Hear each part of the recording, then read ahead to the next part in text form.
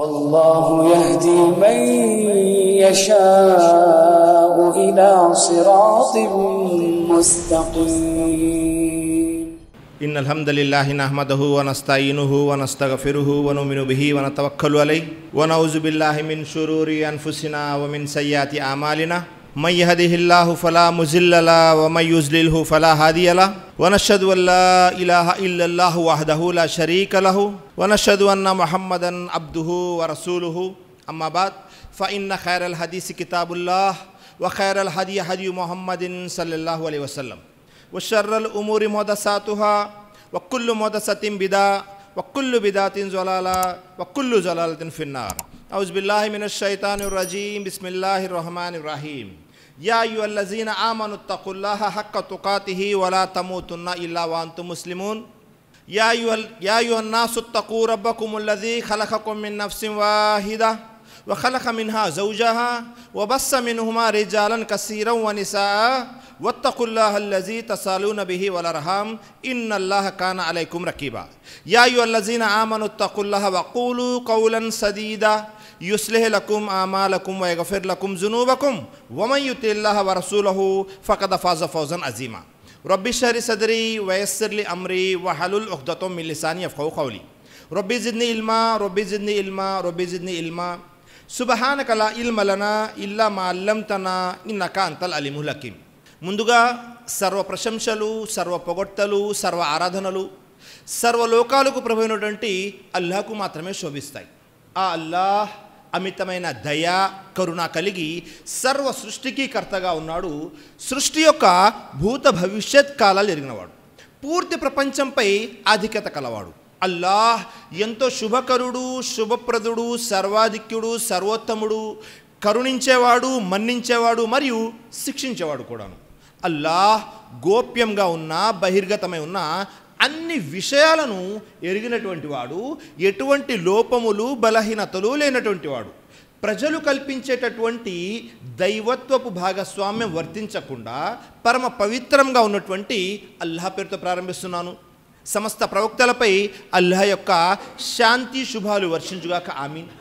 అలాగే నైతికతలో పూర్తి ప్రపంచానికి ఆదర్శనీయుడు, వక్తగా, ప్రవక్తగా, సంఘ సంస్కర్తగా, నాయకుడిగా, యోధుడిగా, స్నేహితుడిగా, ఇలా ఒకటేమిటి అన్ని రంగాలలో, అన్ని వేళల్లో, అన్ని ప్రదేశాలలో తన యొక్క వ్యక్తిత్వం ద్వారా ప్రజలందరినీ ఆకట్టుకున్నటువంటి మానవ మహోపకారి, విశ్వ ప్రవక్తల నాయకుడు, కారుణ్యమూర్తి, అంతిమ దైవ ప్రవక్త ముహమ్మద్ సల్లల్లాహు అలైహి వసల్లం.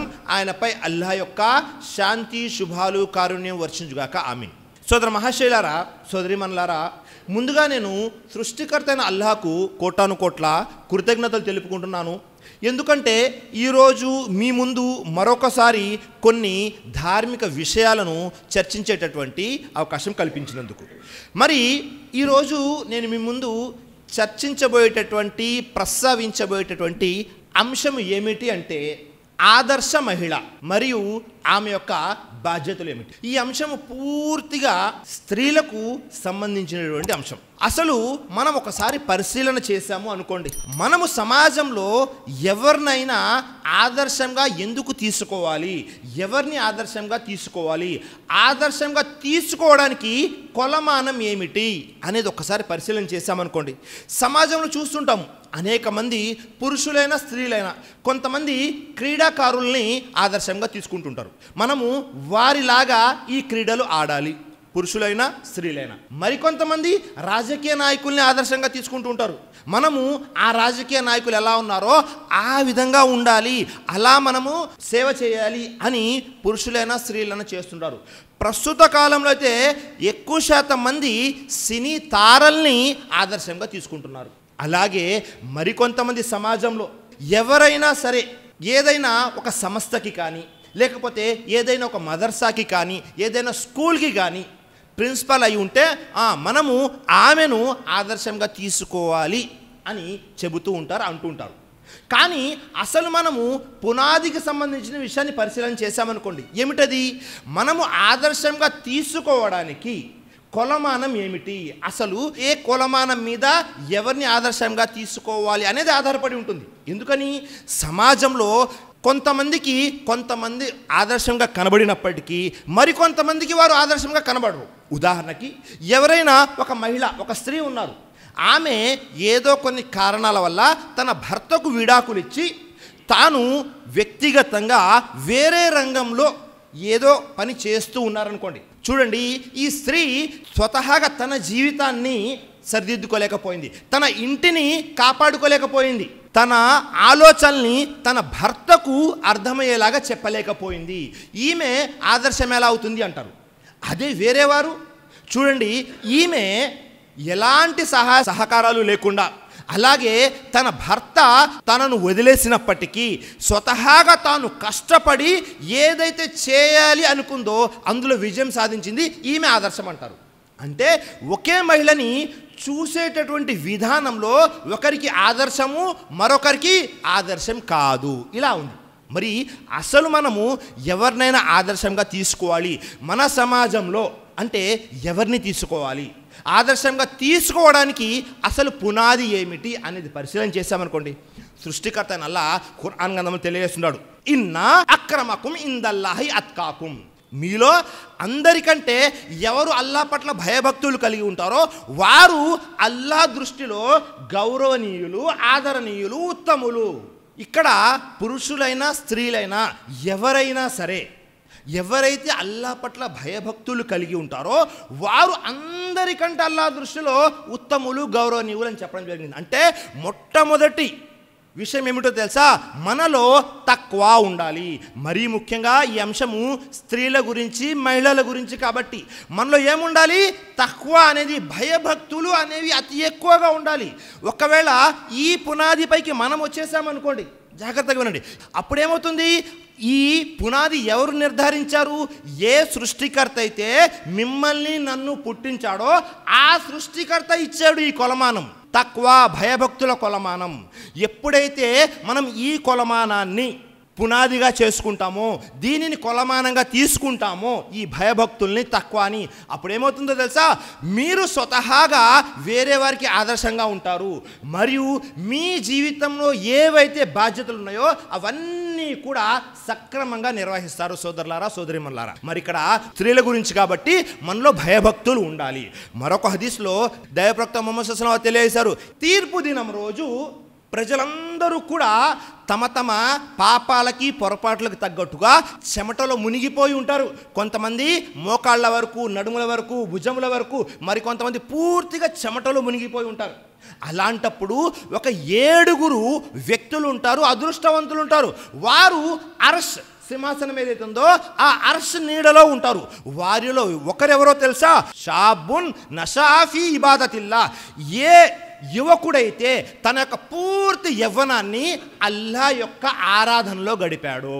అల్లాహు అక్బర్. ఇక్కడ పూర్తిగా యువకుల గురించి, వ్యక్తుల గురించి, పురుషుల గురించి చెప్పడం జరిగింది. కానీ ఈ హదీస్ యొక్క వివరణలో, షరాలో ఉలమాలు తెలియజేసే విషయం ఏంటి తెలుసా, హదీస్ అనేది కేవలం పురుషులకు మాత్రమే కాదు, స్త్రీలకు కూడా వర్తిస్తుంది.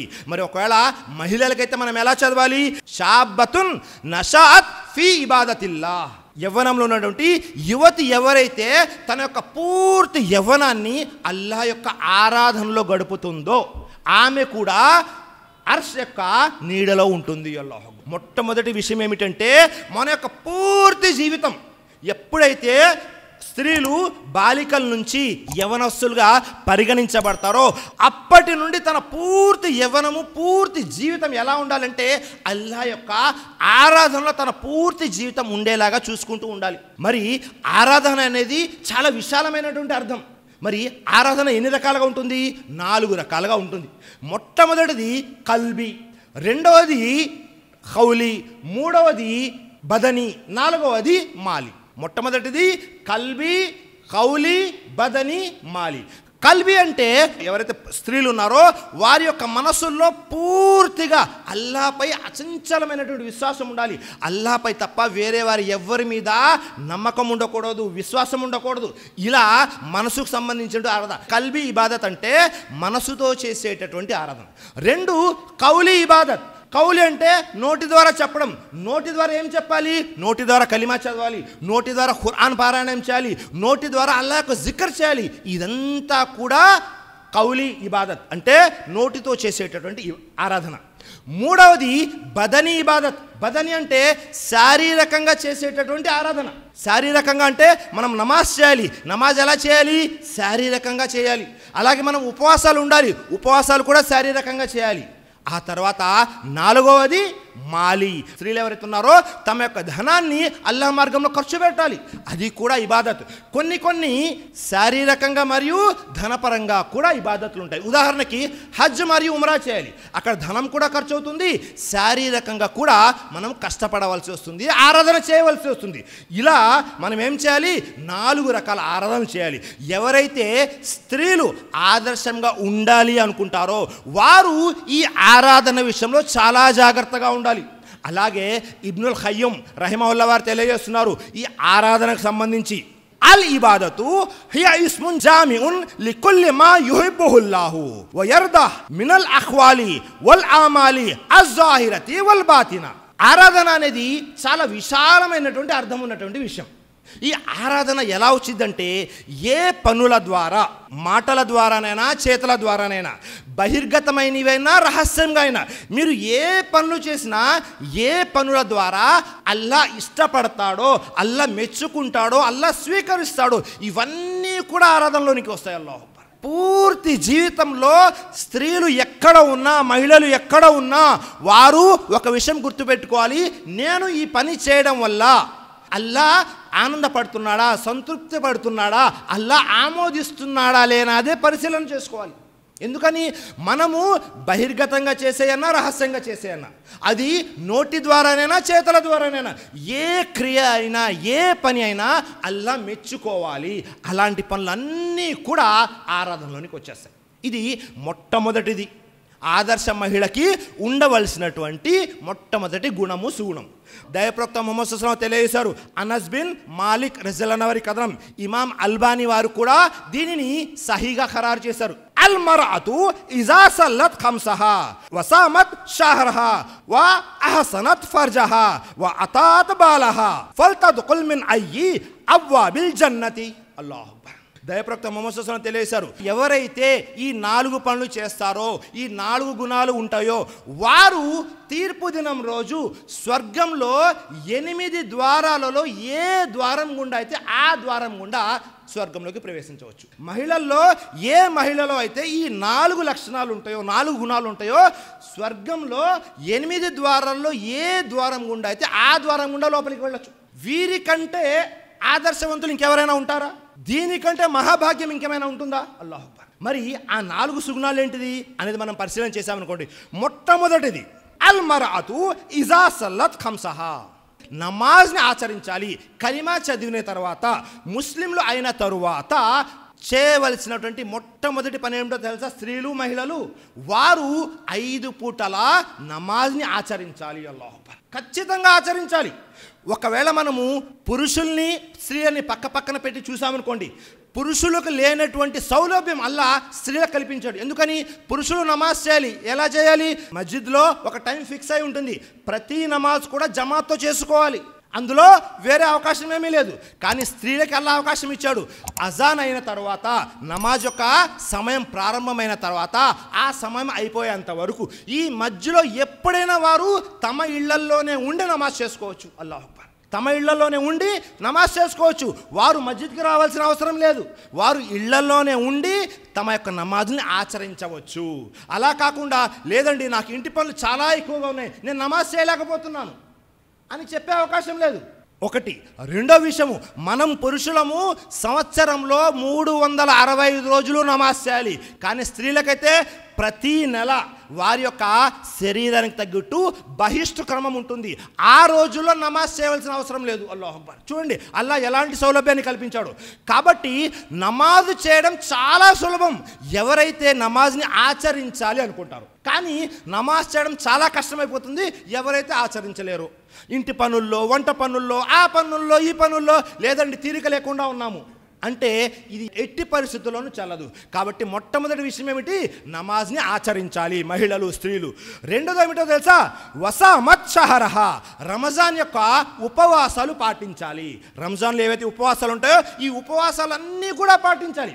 రంజాన్లో పురుషులు మరియు స్త్రీలు ఇద్దరు కలిపి ఉపవాసాలు ప్రారంభిస్తారు. కానీ రంజాన్ అయిపోయేసరికి ఏమవుతుంది, స్త్రీలు బహిష్టు కారణంగా వారి యొక్క ఉపవాసాలు కొన్ని వదిలివేయవలసి వస్తుంది.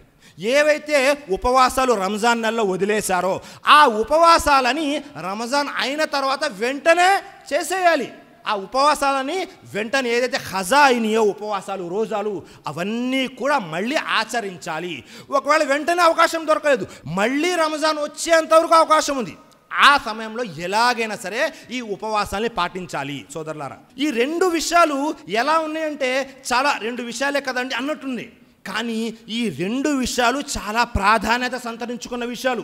ఈ రెండు విషయాలు ఒకవేళ మనం ఆచరించాము అంటే అల్హమ్దులిల్లా, మహిళలు ఎవరైతే ఉన్నారో వారు సక్రమమైన మార్గంలో సరైన మార్గంలో ఉంటారు.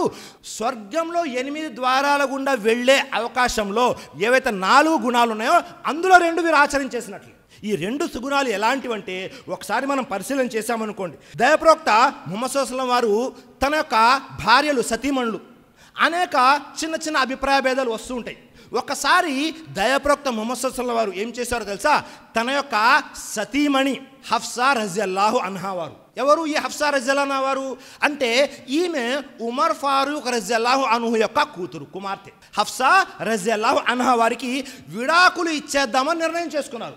ఇన్నహా సవ్వామతున్ ఖవ్వామా. అల్లాహు అక్బర్. ప్రవక్త, మీరు హఫ్సా రజియల్లాహు అన్హా వారికి విడాకులు ఇచ్చేస్తున్నారు, ఆమె మీకు స్వర్గంలో కూడా భార్యగా ఉంటుంది. ఆమె ఎవరు అంటే ఇన్నహా సవ్వామతున్ ఖవ్వామా, ఆమె నమాజు ఆచరించే స్త్రీ, అలాగే ఉపవాసాలు ఆచరించేటటువంటి స్త్రీ అని తెలియజేశాడు. అల్లాహు అక్బర్. అంటే ఏ నమాజ్ అయితే ఏ ఉపవాసాలు అయితే ఆచరిస్తున్నారో దానిని కొలమానంగా చేసి అల్లా ఏం చేశాడు, ఏ విడాకులు అయితే జరగాలో ఆ విడాకుల కార్యక్రమాన్ని ఆపించేశాడు. అల్లాహు అక్బర్. ఇవన్నీ కూడా మనము నేర్చుకోవడం కోసం దైవప్రవక్త జీవితంలో అల్లా మనకు ఆదర్శంగా పెట్టినటువంటి. కాబట్టి ఎట్టి పరిస్థితుల్లో కూడా మహిళలు ఎవరైతే ఉన్నారో వారు తమ యొక్క నమాజుల్ని వదలకూడదు, అలాగే తమ యొక్క ఉపవాసాలని కూడా వదలకూడదు. ఆ తర్వాత 3వ విషయము జాగ్రత్తగా వినండి. అతాత్ బాలహ, మహిళలు తమ యొక్క భర్తలకి విధేయత చూపాలి. అల్లాహు అక్బర్. మహిళలు ఏం చేయాలి, తమ భర్తలకి విధేయత చూపాలి. జాగ్రత్తగా వినండి, ఇది చాలా కష్టమైన పని.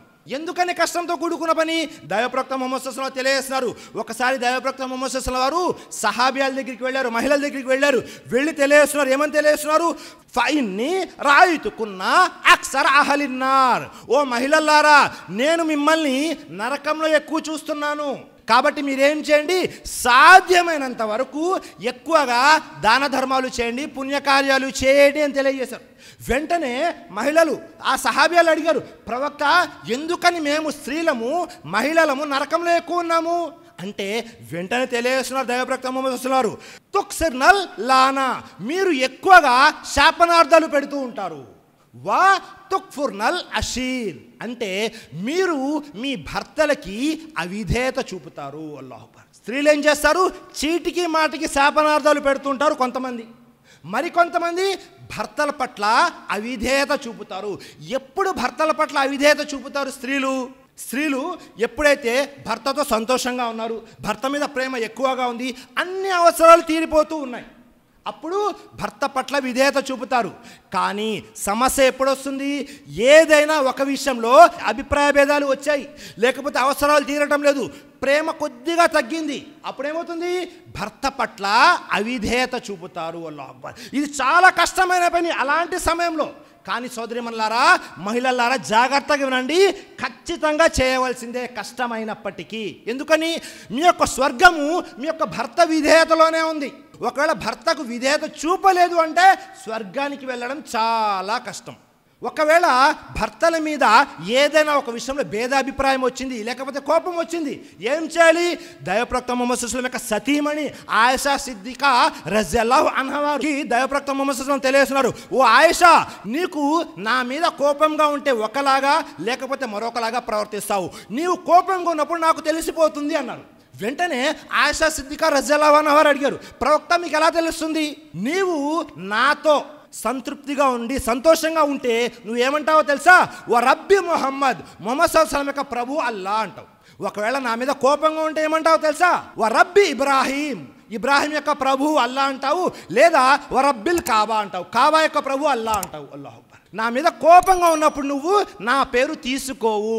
జాగ్రత్తగా వినండి మహిళలారా, ఇదే ఆదర్శం. వెంటనే ఆయిషా సిద్దికా రజియల్లాహు అన్హా వారు తెలియజేస్తున్నారు, ప్రవక్త నేను కోపంగా ఉన్నప్పుడు కేవలం మీ పేరు మాత్రమే తీసుకొని ఏదైనా విషయంలో చెప్పేటప్పుడు మీ యొక్క స్థాయిని తగ్గించడం లేదు, మీ యొక్క గౌరవాన్ని కూడా తగ్గించటం లేదు. స్థాయిని తగ్గించడం లేదు, గౌరవాన్ని తగ్గించడం లేదు. ఏదైనా ఒక విషయంలో అభిప్రాయ భేదాలు వస్తుంటాయి. దైవ ప్రవక్తకి ఆయన యొక్క సతీమణులకే వచ్చాయి అభిప్రాయ భేదాలు. మీకు మనకి రావడం ఏమైనా పెద్ద విషయమా? ఎట్టి పరిస్థితుల్లో కాదు. మరి కోపం వచ్చినప్పుడు నియంత్రించుకోవడమే అసలైనటువంటి విషయం. కాబట్టి మహిళలు ఎవరైతే ఉన్నారో వారు ఏం చేయాలి? కోపం వచ్చినప్పుడు నియంత్రించుకోవాలి. అభిప్రాయ భేదాలు వచ్చినప్పుడు అక్కడ సహనం పాటించాలి. అలా కాకుండా చేశారు అంటే మాత్రమే నష్టంలో ఉంటారు. ఒకవేళ భర్తకు విధేయత చూపలేదా నష్టంలో ఉంటారు. సోదరిమణులారా, మహిళలారా, జాగ్రత్తగా వినండి. సరేనండి, ఎప్పటి వరకు భర్తకి మనం విధేయత చూపాలి అనే ప్రశ్న వస్తుంటుంది. ఎప్పటి వరకు అయితే మీ భర్త హరాం పనులు చెప్పకుండా హలాల్ పనులు చెప్తుంటాడో అప్పటి వరకు విధేయత చూపాలి. ఎప్పటి వరకు అయితే షరియత్కి వ్యతిరేకంగా లేకపోతే హదీస్కి వ్యతిరేకంగా ఏవైనా పనులు చెప్పకుండా ఉంటాడో అప్పటి వరకు విధేయత చూపించవలసిందే. అందులో ఎలాంటి వేరే ప్రత్యామ్నాయ మార్గం లేనే లేదు. మరొక విషయం, భర్తల్ని తమ యొక్క సైగలతో నియంత్రించే కంట్రోల్ చేసే ప్రయత్నం చేసేస్తుంటారు. ప్రతిదీ కూడా ఇంట్లో పెత్తనం ఎవరిది అంటే మహిళలది. ఇంట్లో ఏది ఎవరు నిర్ణయించాలంటే మహిళలు. ఇలా చేసేస్తుంటారు. భర్తల్ని ఎలా చేసేసుకుంటారంటే భార్య తన భర్తని బానిసలాగా తయారు చేసుకుంటుంది. జాగ్రత్తగా వినండి. మీరు మీ భర్తకి గౌరవం ఇచ్చారా, మర్యాద ఇచ్చారా, మీరు మీ భర్తని రాజులాగా చూశారనుకోండి, మీరేమవుతారు? రాణి అవుతారు. మీరు భర్తని ఇంటికి నాయకుడిగా చూశారు, మీరేమవుతారు? నాయకుడి భార్య నాయకురాలు అవుతారు. అలా కాకుండా మీరు మీ భర్తని బానిస చేసేసుకుంటే మీకు తెలియకుండానే మీ స్థాయి కూడా కిందకు జారిపోతుంది. మీరేమవుతారు? బానిస యొక్క స్త్రీ బానిసరాలు అవుతారు. మీ పిల్లలు కూడా అందరూ బానిసలైపోతారు. అందుకే ఇంటిలో భర్తకు ఇవ్వాల్సిన గౌరవము మర్యాద ఇంట్లో మొట్టమొదటిగా ఇవ్వాల్సిన భార్య.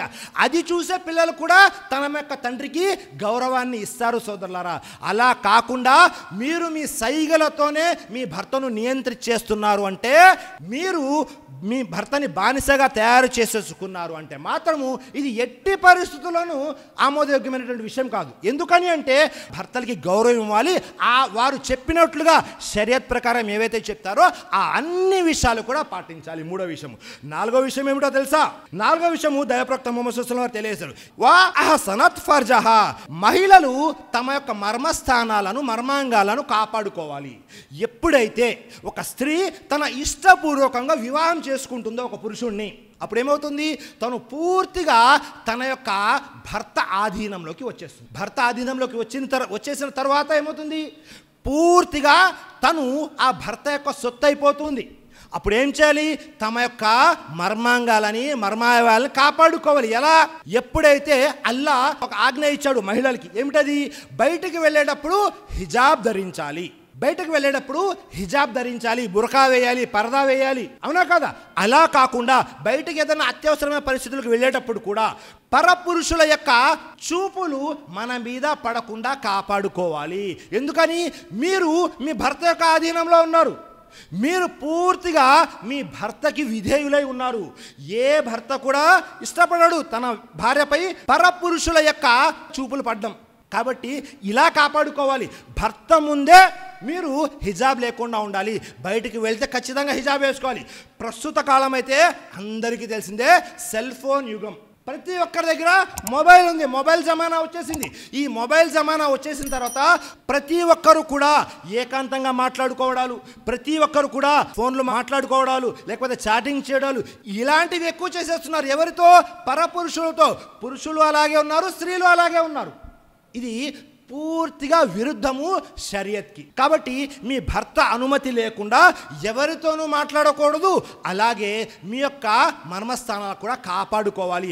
అలా కాకుండా మీరు ఎవరితో పడితే వారితో గడుపుతున్నారు, ఎవరితో పడితే వారితో మాట్లాడుతున్నారు, ఏకాంతంలో మాట్లాడుతున్నారు, వ్యక్తిగతంగా వెళ్ళి కలిసి మాట్లాడుతున్నారు అంటే నేను మీకు వేరేగా చెప్పవసరం లేదు, అందరికీ తెలుసు దాని తర్వాత వచ్చే పర్యవసానాలు ఏమిటో మనం చూస్తూనే ఉన్నాం సమాజంలో.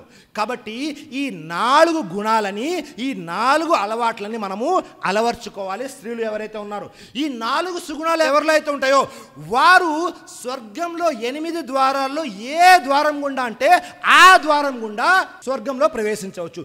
ఇంతకంటే ఆదర్శం ఎవరైనా ఉన్నారా? వీరికంటే మహాభాగ్యులు ఎవరైనా ఉన్నారో?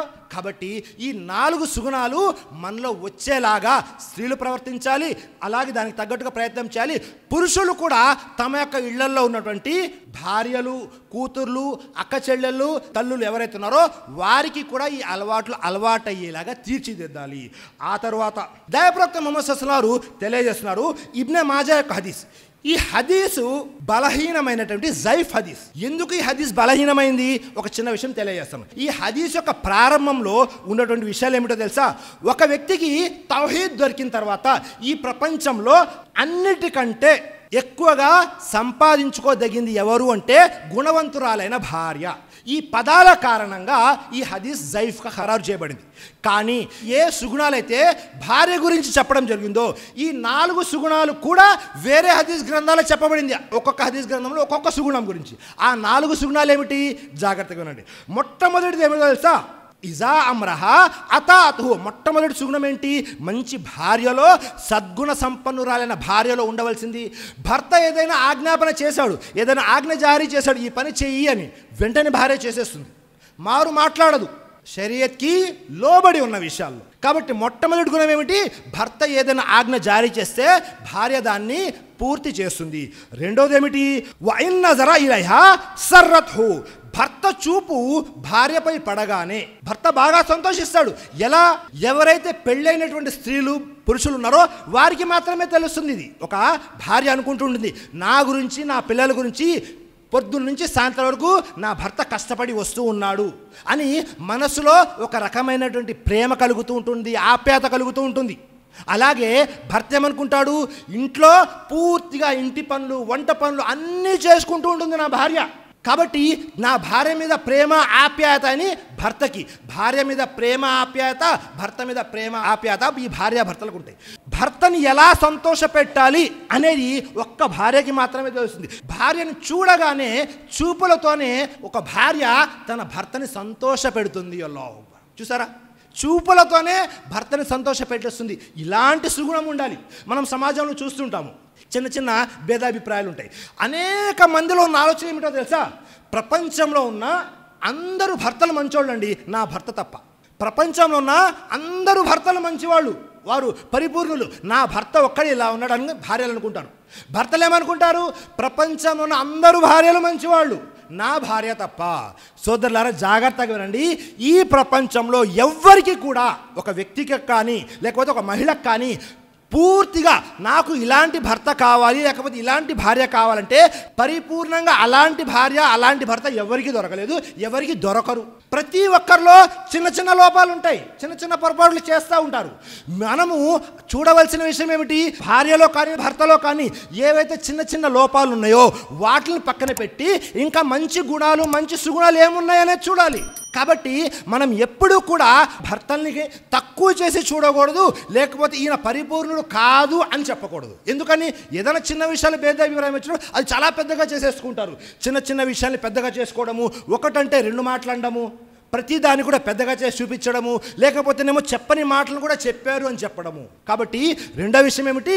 భర్త చూపు భార్యపై పడగానే ఆ భార్య చూపులతోనే భర్తని సంతోషపెడుతుంది. మూడో విషయం ఏమిటో తెలుసా? వఇన్ అక్సమ అలైహా అబర్రత్హు. భర్త ఏదైనా ఒక పని చేయమన్నాడు, మన దగ్గర ఈ అలవాటు లేదు, అరబ్బుల్లో ఒక అలవాటు ఉంది. ఏమిటో అలవాటు? ఏదైనా పని చేయించుకోవాలి, హలాల్ పని. ఏమంటారు తెలుసా? అల్లాపై ఒట్టేసి నువ్వు ఈ పని చేయాల్సిందే అంటారు. ఎప్పుడైతే అల్లాపై ప్రమాణం చేసి ఈ పని చేయాల్సింది అంటారో వారు తప్పకుండా ఆ పని చేసేస్తారు. చెయ్యాలి. ఎవరైనా మీకు అల్లాపై ప్రమాణం చేసి ఈ పని చేయండి అంటే ఆ పని ఖచ్చితంగా చేయండి. ఏవి షరియత్కి లోపల, షరియత్ యొక్క అనుగుణంలో ఉన్నాయి. ఎవరైనా వచ్చి ఒక ముస్లిం పురుషుడు మరొక ముస్లిం పురుషుడు కూడా సహాయం అడగవచ్చు అల్లా యొక్క ప్రమాణం చేసి అల్లాహని సాక్షిగా పెట్టి. కానీ అది ఎంతవరకు స్వతహాగా మనము నష్టపోయేలాగా కాదు. ఎవరైనా వచ్చారు బాగా డబ్బున్న వ్యక్తికి అల్లా మీద ప్రమాణం చేసి చెప్తున్నానండి మీ డబ్బంతా నాకు ఇచ్చేయండి అంటారు. ఇచ్చేస్తామా? ఇవ్వకూడదు. ఎందుకు? అది స్వతహాగా నష్టంలో కూడుకున్నది. ఏదైతే షరియత్కి అనుగుణంగా ఉందో ఆ పని చేయాలి. 4వ విషయం ఏమిటో తెలుసా? జాగ్రత్తగా వినండి. వఇన్ గాబ అన్హా నసహతహు ఔ హఫీజతహు ఫీ నఫ్సిహా వ మాలి.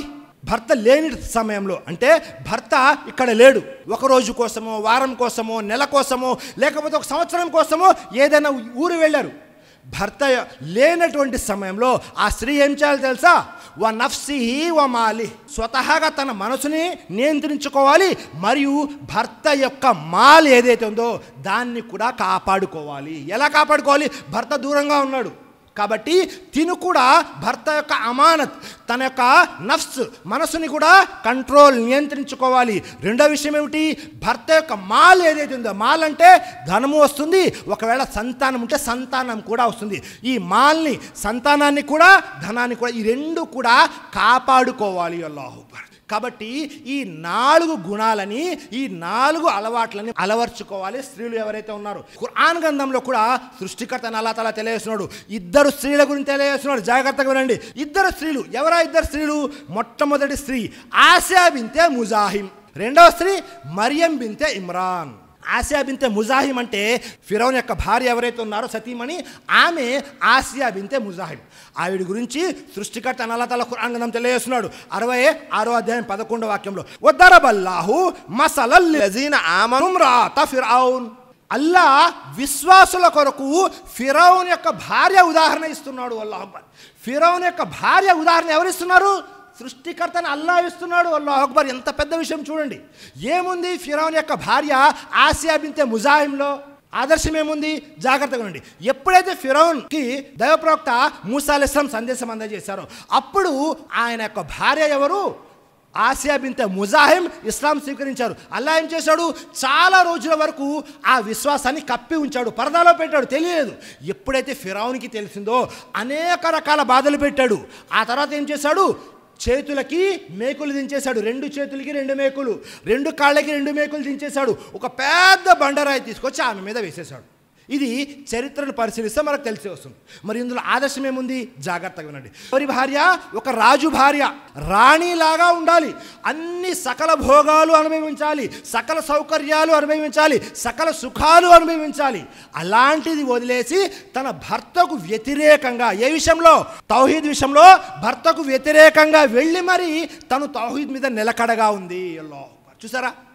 మనం కూడా మన సమాజంలో మన కూతుర్లని, మన కుమార్తెల్ని, మన యొక్క అక్క చెల్లెల్ని ఇస్తూ ఉంటాము. ఏదో ఒక కారణం వల్ల ఎవరో ఒకరు షిరిక్ చేసేవారికో బిదాత్ చేసేవారికో ఇచ్చి చేసేస్తాము. వీరు కూడా ముందు తౌహీద్ మీద ఉంటారు. ఆ తర్వాత అక్కడికి వెళ్ళగానే భర్త బలవంతం చేయడంలోనో లేకపోతే అత్తమామలు బలవంతం చేయడంలోనే లేకపోతే వాళ్ళ వంశం, వాళ్ళు ఖాందాన్ ఏదైతే ఉందో వాళ్ళు బలవంతం చేయడం వల్ల ఏం చేస్తారు? షిర్క్ పనులకి పాల్పడిపోతుంటారు. ఎటు వెళ్తే అటు అయిపోతారు. ఇక్కడ ఆసియా బింతే ముజాహిం చూడండి, రాజుకి వ్యతిరేకంగా తాను ఇస్లాంపై, తౌహీద్పై నిలకడగా ఉంది. ఇదే మనకు ఆదర్శం. రెండో విషయం ఏమిటి? ఎప్పుడైతే ఫిరౌన్ 2 చేతులకి 2 మేకులు, 2 కాళ్ళకి 2 మేకులు కొట్టేశాడో, పెద్ద బండరాయి తీసి తన మీద వేయబోతున్నాడో, అల్లా ఏం చేశాడో తెలుసా? స్వర్గంలో తన యొక్క స్థానాన్ని కూడా చూపించేశాడు ఆసియా బింతే ముజాహింకి. ఆ తరువాత ఏ బండరాయి అయితే వేయబోయారో ఆ బండరాయి వేయక ముందే అల్లా మరణాన్ని ప్రసాదించేశాడు. తన ఆత్మను స్వాధీనం చేసుకున్నాడు. బండరాయి దేని మీద పడింది? ప్రాణం లేనటువంటి శరీరంపై, శవంపై పడింది. అంటే ఆ బాధ అనుభవించనే లేదు. అల్లాహ్ అక్బర్. చూసారా ఆసియా బింతే ముజాహిం ఎంత నిలకడగా ఉన్నారో. ఒక దేశానికి రాణిగా ఉండవలసిన ఆవిడ ఇస్లాం కోసం, తౌహీద్ కోసం అన్ని త్యాగాలు చేసేసింది. కాబట్టి ఈ సుగుణం కూడా మనలో ఉండాలి. వీరు మనకే ఆదర్శం. మరొకడు వారెవరు అంటే మరియం బింతే ఇమ్రాన్. ఆవిడ యొక్క జీవితం కూడా అనేకం ఉన్నాయి. ఆవిడ మొదటి నుంచి కూడా అల్లాహ్ యొక్క ఆరాధనలో నిమగ్నమైనటువంటి స్త్రీ. ఇలా చెప్పుకుంటూ పోతే సోదరులారా అనేక విషయాలు ఉన్నాయి. దైవప్రవక్త ముహమ్మద్ సల్లల్లాహు అలైహి వసల్లం వారు ఒక హదీస్ గ్రంథం తెలియజేశారు. ముస్లిం మరియు బుఖారీ యొక్క హదీస్. అదేమిటి? కమల మినర్ రిజాలి కసీర్. పురుషుల్లో పరిపూర్ణులు ఆదర్శవంతులు చాలామంది ఉన్నారు, కానీ మహిళల్లో చాలా కొద్ది మంది మాత్రమే ఉన్నారు. వారిలో ఎవరున్నారు అంటే మొట్టమొదటిగా ఆసియా బింతే ముజాహిమ్ ఉన్నారు, ఆ తర్వాత మరియం బింతే ఇమ్రాన్, ఆ తర్వాత ఆయిషా బింతే అబూ బకర్ ఉన్నారు. అల్లాహ్ అక్బర్. చూసారా, ఆయిషా రజియల్లాహు అన్హా వారు కూడా ఉన్నారు. అలాగే మరొక హదీస్ గ్రంథాలు ఉంది, ఖదీజా రజియల్లాహు అన్హా వారు ఉన్నారు, ఫాతిమా రజియల్లాహు అన్హా వారు ఉన్నారు, ఇంతకు ముందే చెప్పాను హఫ్సా రజియల్లాహు అన్హా వారు ఉన్నారు. ఇలా అనేక మంది ఉన్నారు, కానీ చాలా తక్కువ మంది ఉన్నవారిలో కూడా చాలా తక్కువ మంది ఉన్నారు. మనకు ఆదర్శం ఎవరు అంటే దైవప్రవక్త యొక్క సతీమణులు, విశ్వాసుల యొక్క మాతృమూర్తులు ఆదర్శం. సహాబియాలు ఎవరైతే ఉన్నారో వారు ఆదర్శం. వారిని అనుసరించినటువంటి తాబైలు ఎవరున్నారో వారు మనకి ఆదర్శం సోదరులారా. కాబట్టి వీరందరూ కూడా మనకు ఆదర్శం. మనము ఒకవేళ వీరిని అనుసరిస్తే ఇహలోకంలోనూ మనము సుఖంగా సంతోషంగా ఉండొచ్చు, పరలోకంలో కూడా అతి విలువైనటువంటిది స్వర్గాన్ని పొందొచ్చు. అల్లాహు అక్బర్. మరీ ముఖ్యంగా స్త్రీలకు చేసే విన్నపం ఏమిటి అంటే ఖురాన్ గ్రంథాన్ని ప్రతిరోజు చదవాలి, అందులో వేరే ఆలోచన ఏమీ లేదు. కానీ మరీ ముఖ్యంగా స్త్రీలు 3 అధ్యాయాలని అతి ఎక్కువగా చదవండి. ఏమిటా 3 అధ్యాయాలు? మొట్టమొదటిది సూరే నిసా 4వ అధ్యాయం, ఆ తర్వాత సూరే నూర్ 24వ అధ్యాయం, ఆ తర్వాత సూరే అహజాబ్ 33వ అధ్యాయం. సోదరులారా, ఈ 3 అధ్యాయాల్లో రోజువారీ జీవితంలో కావాల్సినటువంటి అనేక విషయాలు ఉన్నాయి. రోజువారీ జీవితంలో కావాల్సినటువంటి అనేక విషయాలు, మరీ ముఖ్యంగా స్త్రీలకి సంబంధించిన విషయాలు ఉన్నాయి. ఈ 3 సూరాలు కూడా 3 అధ్యాయాలు కూడా విత్ ట్రాన్స్లేషన్ అంటే అనువాదంతో చదవండి, మీకు అర్థమయ్యే భాషలో. అలాగే ఒకవేళ మీ దగ్గరలో ఎవరైనా ఆలిం ఉంటే వాళ్ళ ఆధ్వర్యంలో కూర్చొని మరీ నేర్చుకోండి. ఈ 3 అధ్యాయాలు తప్పనిసరిగా చదవాలి. అలాగే ఇక్కడ ఉన్నటువంటి స్త్రీలందరూ కూడా ఏ విషయాలైతే చెప్పారో వాటన్నిటినీ ఆచరించాలి. ఒకటి. రెండోది, పురుషులు ఎవరైతే ఉన్నారో మీ ఇళ్లలో ఉన్న స్త్రీలందరికీ కూడా ఈ విషయాలు ఆచరించేలాగా మీరు ప్రయత్నం చేయాలి. ఈ విషయాలన్నీ ఆచరించేలాగా మీరు మీ స్త్రీలను కూడా ప్రయత్నం చేయాలి, వారికి కూడా ఈ విషయాలు నేర్పుతూ ఉండాలి సోదరులారా. కాబట్టి ఇంకా అనేక విషయాలునే మనం చెప్పుకుంటూ పోతే చాలామంది ఉన్నారు ఆదర్శంగా. కాబట్టి అల్లాహ్ చెప్పేదానికంటే వినేదానికంటే ఆచరించే సద్బుద్ధిని సౌభాగ్యాన్ని మనందరికీ ప్రసాదించుగాక. ఆమీన్.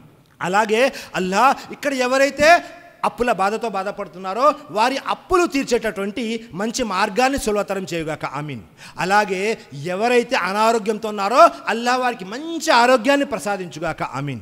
అలాగే మనందరినీ కూడా అల్లాహ్ ఇక్కడ ఎలాగైతే కూర్చొని ఉన్నామో అలాగే జన్నతుల్ ఫిర్దౌస్ స్వర్గంలో కూడా ఇలాగే కూర్చునేటటువంటి భాగ్యాన్ని కలిగించుగాక. ఆమీన్. వాఖిరు దావానా అనిల్ హమ్దులిల్లాహి రబ్బిల్ ఆలమీన్. అస్సలాము అలైకుం వరహమతుల్లాహి వబర్కాతుహు.